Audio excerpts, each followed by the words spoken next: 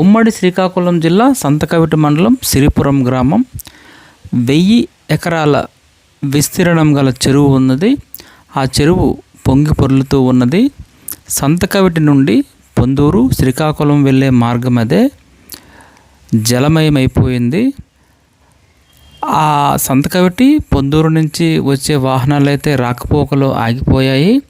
అక్కడ రెవెన్యూ సిబ్బంది పోలీసులు పహారా కాస్తూ ఉన్నారు.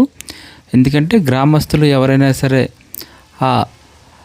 ఆ రోడ్డు వైపు ఎవరైనా నడిచి వచ్చినా లేనిపోని ప్రమాదాలు జరుగుతాయని చెప్పి ముందస్తు చర్యలు తీసుకున్నారు. అయితే ఆ చెరువు సమీపంలో ఒక శివాలయం ఉంది. ఆ శివాలయం చాలా ప్రసిద్ధి చెందినది. చెరువుకి ఆనుకునే కొండపైన ఉంటుంది. అయితే స్థానికులు చెప్పిన సమాచారం ఏమిటంటే ఆ శివాలయం పైకి 2 తలల నాగుపాము అప్పుడప్పుడు కనిపిస్తూ ఉంటుంది అని చెప్పారు. చాలా ఫేమస్ అయిన శివాలయము సిరిపురం దగ్గర ఉంటుంది.